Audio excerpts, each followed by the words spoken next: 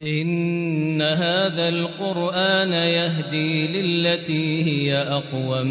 ويبشر المؤمنين الذين يعملون الصالحات أن لهم أجرا كبيرا. الحمد لله نحمده ونستعينه ونستغفره ونؤمن به ونتوكل عليه ونعوذ بالله من شرور أنفسنا ومن سيئات أعمالنا من يهده الله فلا مضل له ومن يضلله فلا هادي له ونشهد أن لا إله إلا الله وحده لا شريك له ونشهد أن محمدا عبده ورسوله أما بعد أعوذ بالله من الشيطان الرجيم بسم الله الرحمن الرحيم. جو ہماری جو جمعرات کو ہم نے تفسیر کی تھی اس میں اللہ تبارک و تعالیٰ نے زمین و آسمان کی اور چاند سورج کی نشانیوں کو بیان کیا تھا کہ بے شک تمہارا رب وہ ہے جس نے آسمانوں اور زمینوں کو 6 دن میں پیدا کیا، پھر وہ عرش پر مستوی ہو گیا. وہ دن کو رات سے اس طرح ڈھانپتا ہے کہ وہ رات جلدی سے اس دن کو آ لیتی ہے، اور اس نے سورج اور چاند کو اس طرح سے پیدا کیا کہ وہ سب اسی کے حکم کے پابند کر دیے گئے ہیں. آگاہ رہو، پیدا کرنا اور حکم صادر کرنا اسی کے لیے روا ہے. اللہ رب العالمین بہت بابرکت ذات ہے. آج کی آیات میں اللہ تعالیٰ دعا کرنے کی ترغیب دے رہے ہیں. کس طریقے سے دعا کرنے کی ترغیب دی جا رہی ہے؟ ادعوا ربکم تضرعا وخفیا انہ لا يحب المعتدین ولا تفسدوا في الأرض بعد إصلاحها وادعوه خوفا وطمعا إن رحمة الله قريب من المحسنين. تم اپنے رب کو گزاری کرتے ہوئے اور چپکے پکارو، وہ بے شک حد سے گزر جانے والوں کو پسند نہیں کرتا، اور زمین کی اصلاح کے بعد تم اس میں فساد نہ کرو، اور اللہ کو خوف اور طمع کے ساتھ پکارتے رہو.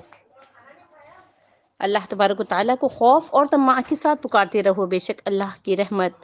احسان کرنے والوں کے قریب ہے. ٹھیک ہے، اب جو دعا کی جو اس میں ترغیب دی ہے اللہ تعالیٰ نے اپنے بندوں کی جو دعا کی طرف رہنمائی فرمائی ہے جس سے ان کی دنیا اور آخرت کی بہتری ہو جائے گی، یعنی دنیا بھی بہترین اور آخرت بھی بہترین. وہ کیا ہے؟ لوگوں اپنے پروردگار سے عاجزی سے، تضرعا یعنی عاجزی سے، وخفیہ اور چپکے دعائیں مانگا کرو. تضرع کے معنی یہ بھی ہیں کہ انکساری ہو انسان کے اندر، اور خفیہ کے معنی ہے چپکے، جیسے کہ ایک اور جگہ اللہ تعالیٰ نے فرمایا وَاذْكُرْ رَبَّكَ فِي نَفْسِكَ تَضَرُّعًا وَخِيفَةً وَدُونَ الْجَهْرِ مِنَ الْقَوْلِ، اور اپنے پروردگار کو عاجزی سے دل میں خوف اور پست آواز سے یاد کرو. صحیح بخاری و مسلم میں حضرت ابو موسیٰ اشعری سے روایت ہے کہ تکبیر تحلیل کے دوران میں ہماری آوازیں بلند ہوئی تو رسول اللہ صلی اللہ علیہ وسلم نے فرمایا لوگو اطمینان اور سکون اختیار کرو، نہ تو تم کسی بہرے کو پکار رہے ہو اور نہ ہی کسی غائب کو، بلکہ جس کو تم پکارتے ہو بے شک وہ سننے والا بھی ہے اور قریب بھی ہے. تو ابن جریر رحمۃ اللہ علیہ فرماتے ہیں کہ تضرعاً کے معنی یہ ہے کہ عجز و انکسار کے ساتھ اس کی اطاعت بجا لاتے ہوئے اور اپنے دلوں کو خشوع اور اس کی وحدانیت کہ اللہ تبارک و تعالی واحد ہے اس کا صحیح یقین کے ساتھ اپنے اور اس کے درمیان میں راز و نیاز کرو، نہ کہ ریاکاری کے ساتھ اونچی آوازوں میں جو ہے وہ دعائیں مانگنا شروع کر دو. اب اسی طریقے سے دعا میں حد سے بڑھنے کی بھی ممانعت ہے. اللہ تعالیٰ کہہ رہا ہے انہ لا يحب المعتدین، بے شک وہ حد سے بڑھنے والوں کو دوست نہیں رکھتا، خواہ وہ دعا میں حد سے بڑھیں یا کسی اور کام میں حد سے بڑھیں. تو جو ہے امام احمد نے ابو نعامہ کی روایت کو بیان کیا ہے کہ عبداللہ بن مغفل نے اپنے بیٹوں کو یہ دعا کرتے ہوئے سنا. عبداللہ بن مغفل جو تھے وہ جو ہے وہ یہ دعا کر رہے تھے کہ اے اللہ میں تجھ سے سوال کرتا ہوں کہ جب جنت میں داخل ہوں تو جنت کے دائیں طرف مجھے سفید محل عطا فرمانا. انہوں نے کہا بیٹا اللہ تعالیٰ سے جنت کا سوال کرو اور دوزخ کو سے پناہ مانگو. میں نے رسول اللہ صلی اللہ علیہ وسلم کو یہ ارشاد فرماتے ہوئے سنا ہے کہ کچھ لوگ دعا اور طہارت ان دونوں میں حد سے بڑھ جائیں گے، اس حدیث کو امام ابن ماجہ نے اسی طریقے سے روایت کیا ہے۔ اب آپ دیکھیے حد سے بڑھنا، آپ لوگ نے دیکھا ہوگا اپنی زندگیوں میں کہ کچھ لوگ جو ہے وہ طہارت کے معنی کے جو معاملہ ہوتا ہے اس میں بھی بہت زیادہ حد سے بڑے ہوئے ہوتے ہیں، یعنی ان کو سکون ہی نہیں ملتا، حتیٰ کہ کچھ لوگ تو اتنا زیادہ اس چیز کا شکار ہو جاتے ہیں کہ پھر وہ کہتے ہیں پتہ نہیں یہ جو نوٹ ہم لیتے ہیں یہ پتہ نہیں پاک ہیں یا نہیں، پھر وہ نوٹوں کو بھی دھونا شروع کر دیتے ہیں، سکوں کو بھی دھونا شروع کر دیتے ہیں، یعنی اتنی حد تک پہنچ جاتے ہیں۔ اور کچھ لوگ جو ہے ان کو ہر وقت بس اس بات کا گمان رہتا ہے کہ پتہ نہیں میں ناپاک تو نہیں ہو گئی، پتہ نہیں۔ اب اس کے برعکس کچھ لوگ ایسے ہیں جو ناپاکی کر گزرتے ہیں اور ان کو پتہ ہی نہیں چلتا، ٹھیک ہے نا، تو ناپاکی کر گزرتے ہیں ان کو پتہ ہی نہیں چلتا۔ اب اتنا بھی انسان کے اندر جو ہے وہ یہ چیز نہ ہو کہ وہ جو ہے وہ اس چیز سے، اس بات سے بالکل ہی بے پرواہ ہو جائے، ایسے نہ ہو، لیکن جو ہے کیا ہونا چاہیے کہ اعتدال، یعنی ہر چیز میں جو ہے وہ اعتدال ہو، کہ ہر چیز میں انسان بیچ کی راہ اپنائے، ایسا نہ کرے کہ یا تو طہارت کے معاملے میں اتنا آگے بڑھ جائے یا پھر جو ہے وہ اس معاملے میں اتنا آگے بڑھ جائے کہ وہ جو ہے وہ جیسے کہ نبی کریم صلی اللہ علیہ وسلم نے فرمایا، ایک دو قبروں کے پاس سے گزر رہے تھے تو انہوں نے فرمایا کہ تمہیں پتہ ہے کہ ان دو قبر والوں کے اوپر عذاب ہو رہا ہے۔ تو جب ان سے پوچھا گیا کہ عذاب کا سبب کیا ہے تو انہوں نے کہا کوئی بہت بڑی بات نہیں ہے، بلکہ صرف اور صرف پیشاب کی چھینٹوں سے نہ بچنا، یعنی جب وہ یورین پاس کرتے تھے تو پھر جو ہے وہ اس چیز کی احتیاط نہیں کرتے تھے کہ جو چھینٹیں اڑیں وہ ان کے اوپر تو نہیں آ گئیں یا ان کے کپڑوں پر تو نہیں آ گئیں، وہ اس چیز کی احتیاط نہیں کرتے تھے، تو اس کی وجہ سے جو ہے وہ قبر کا عذاب، اور بہت سارے لوگوں کو قبر کا عذاب صرف اسی سبب سے ہوتا ہے کہ وہ جو پیشاب کی جو چھینٹیں ہوتی ہیں اس سے نہیں بچتے ہیں، ٹھیک ہے نا۔ تو نہ تو انسان اس چیز میں اس طرح سے ہو کہ اب اسی طریقے سے بعض لوگ جب طہارت کرتے ہیں، یعنی جو ان کی منتھلی جو مینسز ہوتے ہیں اس کے بعد جو طہارت کرتے ہیں اس میں مکمل طور پہ نہ تو صفائی کرتے ہیں اپنے جسم کی، اور نہ ہی جو ہے وہ صحیح طریقے سے پاک ہوتے ہیں، نہ نہانے کا ان کو صحیح طریقے سے طریقہ پتہ ہوتا، کیونکہ وہ اس چیز کو اہمیت ہی نہیں دے رہے نا۔ تو ہم ہر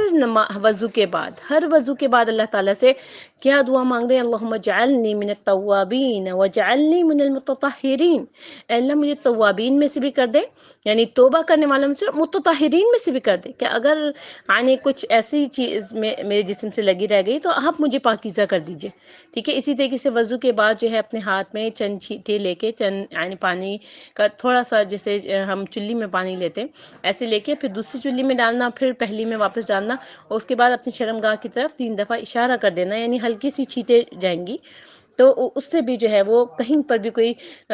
جو ناپاکی لگی ہوگی آپ کے جسم میں تو آپ جو ہے وہ طاہر ہو جائیں گے، انشاءاللہ آپ پاکیزہ ہو جائیں گے۔ یہ وہ والی چیزیں ہیں جو کہ یعنی آپ کو پتہ ہی نہیں ہے کہ کس وقت جو ہے وہ گندگی آپ سے لگ گئی، تو آپ کو نہیں پتہ چلا، آپ نے وضو بھی کر لیا، پھر بھی جو ہے وہ آپ اس طریقے سے کر لینے سے آپ پاکیزہ ہو جائیں گے، ٹھیک ہے۔ اچھا، اب جو ہے یہاں پر جو کہا جا رہا ہے کہ جو ہے وہ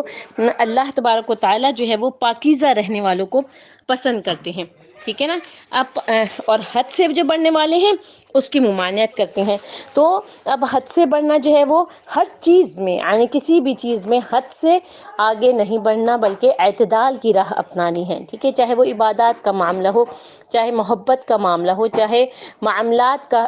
لوگوں کے ساتھ ڈیلنگ والی بات ہو، کچھ بھی کوئی بھی مسئلہ ہے آپ کا، آپ کے اپنی اندر جو آپ کی خصوصیات ہیں، صفائی کی خصوصیت ہے یا جو بھی ہے، ہر چیز میں اعتدال کی راہ اپنائیے، ٹھیک ہے نا۔ اعتدال کی راہ اپنانے سے کیا ہوگا کہ آپ کیا کر لیں گے آپ، کہ آپ جو ہے وہ بالکل صحیح معنی میں آپ مسلمان بن جائیں گے۔ تو یہاں پہ بھی اللہ تعالیٰ کیا کہہ رہا ہے کہ جو اعتدال کی راہ نہیں اپناتے، انہ لا یحب المعتدین، جو کہ حد سے بڑھنے والے ہوتے ہیں، تو اللہ تبارک و تعالیٰ ان کو پسند نہیں کرتا، ٹھیک ہے۔ تو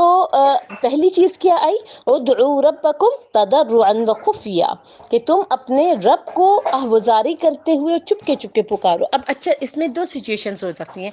ایک تو جب بھی آپ دعا مانگ رہے ہیں، آپ ہلکی آواز میں دعا مانگ رہے ہیں اور آہوازاری کر رہے ہیں۔ دوسری سچویشن کیا ہو سکتی ہے کہ جب آپ تہجد میں اٹھتے ہیں، جب آپ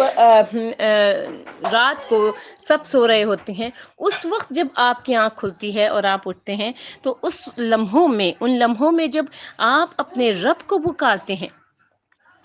آپ جو ہے اپنے اللہ تعالیٰ سے باتیں کرتے ہیں، تو اس وقت جو ہے وہ چپکے سے پکارنے سے کیا مراد ہے کہ آپ اپنا ہر غم، اپنی ہر تکلیف، اپنی ہر بات اللہ تبارک و تعالیٰ کے ساتھ اس طرح سے شیئر کر دیجئے، اللہ تبارک و تعالیٰ سے اس طریقے سے بیان کر دیجئے کہ جیسے آپ اپنے ایک بیسٹ فرینڈ کو کرتے ہیں،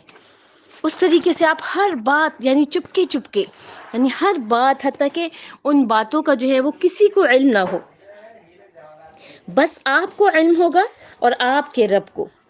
ٹھیک ہے نا؟ تو اس طریقے سے جو ہے وہ یعنی دعا مانگتے وقت انسان کو صرف دعا ہی نہیں مانگنی چاہیے. آپ دیکھیں جب آپ دعائیں مانگ رہے ہیں، خاموشی سے مانگ رہے ہیں، چپکے چپکے مانگ رہے ہیں، گڑ گڑا کے مانگ رہے ہیں، رو کے مانگ رہے ہیں، تو آپ نے جو ہے اس کے ساتھ ساتھ آپ دعا مانگنے کے ساتھ ساتھ آپ ایک اور کام کیا کر سکتے ہیں کہ آپ کوئی نیکی بھی کریں، چاہے تسبیحات پڑھ لیں، کوئی صدقہ کریں، چاہے کوئی اور اچھا کام کر لیں، نماز پڑھ لیں، تو اللہ تبارک و تعالیٰ آپ سے خوش ہو جاتے ہیں، کیونکہ آپ پھر محسنین میں شامل ہو جاتے ہیں. تو جو محسن ہو وہ احسان کر کے، نیکی کا کام کر کے پھر اللہ تعالیٰ سے دعا کرتا ہے، تو اللہ تبارک و تعالیٰ یہ دعا جو ہے وہ جلد قبول کرے گا، کیونکہ اللہ تعالیٰ کیا فرما رہا ہے، ان رحمت اللہ قریب من المحسنین. اللہ تبارک و تعالیٰ محسنین کے قریب ہوتا ہے، یعنی آپ جو ہے دعا بھی مانگ رہے ہیں، اس کے ساتھ ساتھ اچھا کام بھی کر رہے ہیں، تو اٹ مینس کہ آپ محسنین میں شامل ہو گئے، ٹھیک ہے نا؟ اب آپ نے جب گڑ گڑا کے مانگا اللہ تبارک و تعالیٰ سے،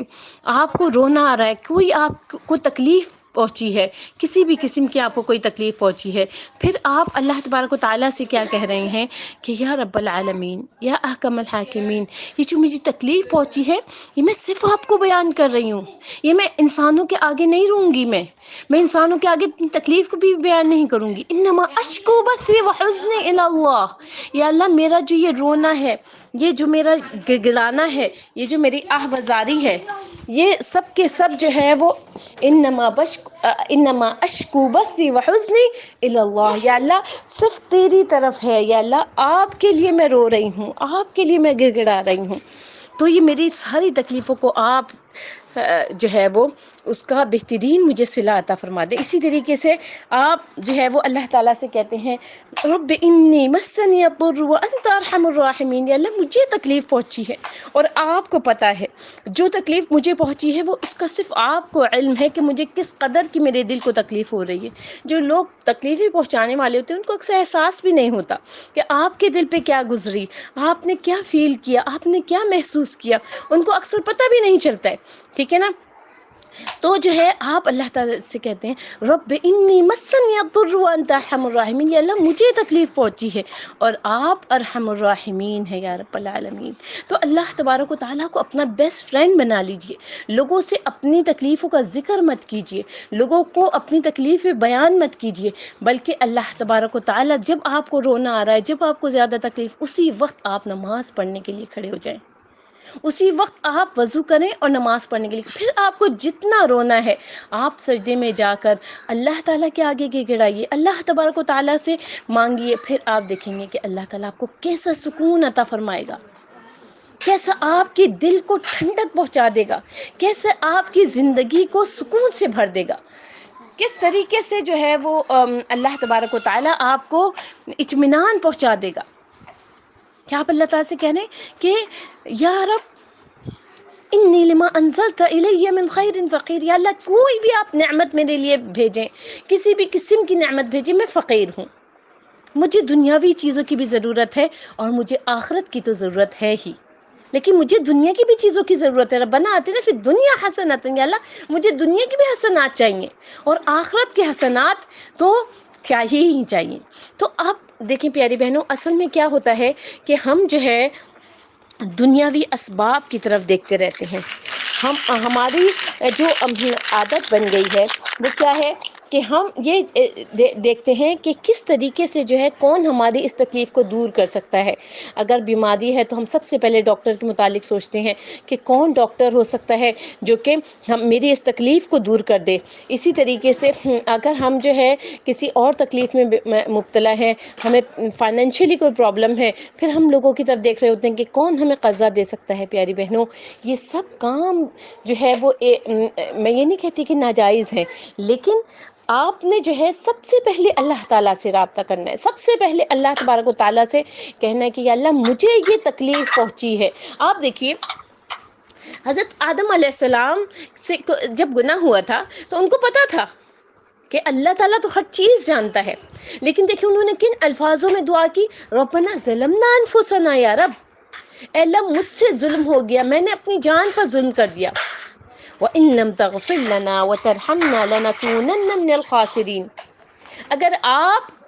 مجھے میری مغفرت نہیں کریں گے، اگر آپ مجھ پہ رحمت نہیں فرمائیں گے، لَنَكُونَنَّ مِنَ الْخَاسِرِينَ، یا اللہ میں تو خسارہ پانے والے میں سے ہو جاؤں گی، یا اللہ میں تو خسارہ پا جاؤں گی.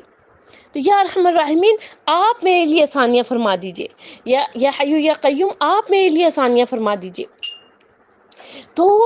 جب ہمارا جو اعتماد ہوتا ہے، جب ہمارا یقین جو ہوتا ہے وہ اللہ تعالیٰ کے اوپر قوی ہو جاتا ہے، مضبوط ہو جاتا ہے، جب ہمیں پتہ ہوتا ہے کہ ہر چیز جو بھی کام ہو رہا ہے تو وہ کام کو کرنے والی ذات وہی رب ہے. اس دوائی میں بھی کوئی فائدہ نہیں ہے، ان انسانوں میں سے بھی مجھے کوئی فائدہ نہیں مل سکتا. پوری کی پوری دنیا جو ہے وہ اس چیز کے اوپر لگ جائے کہ وہ مجھے فائدہ پہنچائے، یا پوری کی پوری دنیا جو ہے وہ اس چیز کے پیچھے لگ جائے کہ مجھے نوکری مل جائے، یا میری جو مطلب کی جو چیز ہے وہ مجھے حاصل ہو جائے، تو وہ مجھے نہیں مل سکتی جب تک کہ وہ رب العالمین نہ چاہے. اور جب وہ رب چاہے گا تو پوری کی پوری دنیا بھی مخالف ہو جائے، کچھ بھی ہو جائے، وہ رب کر کے رہتا ہے. تو کیوں نہ ہم اپنا بہترین رابطہ اس رب سے رکھیں، کیوں نہ ہم اپنا بہترین رابطہ اس پروردگار سے رکھیں، کیوں نہ ہم اپنے تعلقات ڈائریکٹ ڈیلنگ سے اپنے رب العالمین سے کر لیں. اور اس کے بعد وہ رب جو ہے انسانوں کے دلوں میں ہمارے لیے رحمت ڈال دے گا، انسانوں کے دلوں میں ہمارے لیے محبتیں ڈال دے گا. وہ چیز جو ہم چاہتے ہیں، عزت چاہتے ہیں، محبت چاہتے ہیں، رحمت چاہتے ہیں، ہم چاہتے ہیں کہ ہمارے جیسے لوگ ہمارا خیال کریں. اور صرف انہی باتوں کی وجہ سے ہم دلی دل میں اتنی دفعہ کوڑ رہے ہوتے ہیں کہ فلاں کے پاس میں گئی تھی، اس نے مجھے اچھی طریقے سے پوچھا نہیں، فلاں نے شادی میں مجھے اچھی طریقے سے بلایا نہیں، یا فلاں نے مجھے جو ہے اپنے گھر میں دعوت پہ نہیں بلایا، یا فلاں کا موڈ مجھ سے خراب ہے. یہ ساری باتیں جو ہے وہ ختم ہو جائیں گی کہ اگر آپ کا اپنے رب سے تعلق مضبوط ہو جائے گا. اور جب آپ اپنے رب سے تعلق مضبوط کرتی ہیں نا تو پھر کیا ہوتا ہے، پھر آپ لوگوں کی پرواہ کرنا چھوڑ دیتی ہیں. پھر آپ کو کوئی پرواہ نہیں ہوتی کہ کوئی آپ کے بارے میں کیا سوچتا ہے. آپ اپنے رب کو راضی کرنے کے لیے جو کام کر رہی ہوتی نا، پھر آپ کو لوگوں سے اجر بھی نہیں چاہیے ہوتا. پھر آپ کہتے ہیں مجھے تو یہ اجر چاہیے ہی نہیں ہے، اب وہ میرے ساتھ اچھا کریں برا کریں، میری غیبتیں کریں، جو کچھ بھی کریں، مجھے تو کوئی پرواہ ہی نہیں ہے. مجھے صرف اور صرف اس ایک ذات کی پرواہ ہے.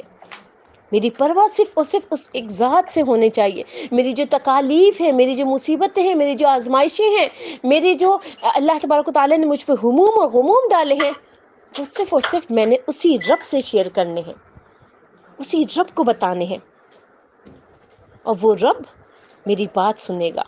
وہ رب ضرور مجھے عطا کرے گا. اس یقین کے ساتھ دعا مانگیے. دیکھیں کبھی کبھی آپ ہاتھ اٹھاتے ہیں اللہ تعالیٰ کے آگے، اور آپ جب اپنی مطلوبہ چیز مانگ رہے ہوتے ہیں، اندر ہی اندر سے نا آپ کو کوئی کہہ رہا ہوتا ہے یہ کیسے ممکن ہے، ایسے تو ہو ہی نہیں سکتا. جب یہ والا خیال، جب یہ اندر ہی اندر سے جو آواز آ رہی ہوتی ہے نا، جب آپ اس کو ترجیح دے دیتے ہیں نا، اٹ مینس کہ آپ کی دعا وہی رک گئی.